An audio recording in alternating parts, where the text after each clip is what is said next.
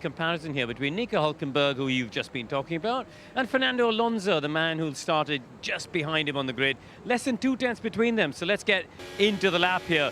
Heading into turn one, and actually there's a slight difference. You see Alonso manages to get that inside apex just a little bit tighter than Hulkenberg does, and that means that he opens up the line for the second part. You could see how much closer to that white line Hulkenberg is in comparison to Alonso, and that means Fernando can carry a bit more speed around the right-hander of turn two. Watch his hands here, scrambling for traction, both drivers struggling. Now watch the front right of Alonso's car as we get into turn three. There, snatches the inside front, has a bit of a lockup, doesn't quite get that inside curve as well as he would like, but he's managed to carry decent momentum through there, and there's a white line just as we come through this fast section here, through the walls. Alonso there has another snap. Watch there. Bit of a snap. Gets the left-hand tyre. Look, the spray coming off that wider line.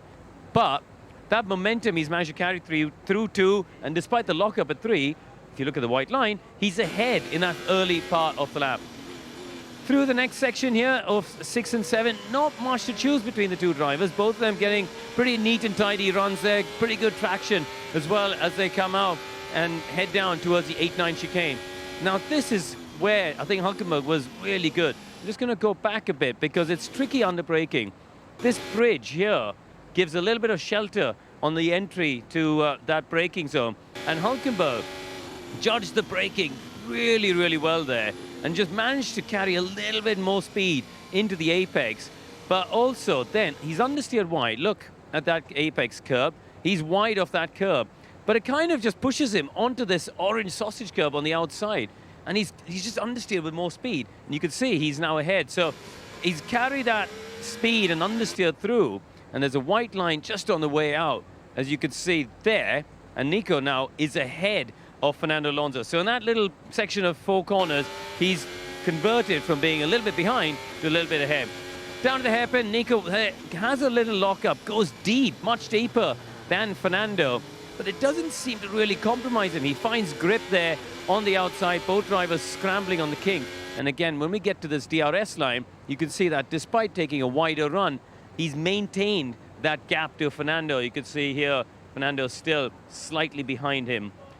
The run down to the final chicane. So both drivers have a clean run in front, no real traffic issues on this particular lap for both drivers there.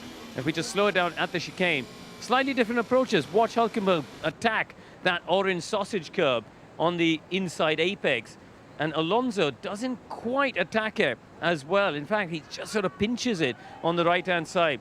And I think Hulkenberg actually picked up a bit of grip and just was able to open up the trajectory of the chicane a bit better by using those orange curves, finding a bit of grip, and put together a great lap. So yeah, fantastic effort from him to start on the front row tomorrow. Well, thank you very much.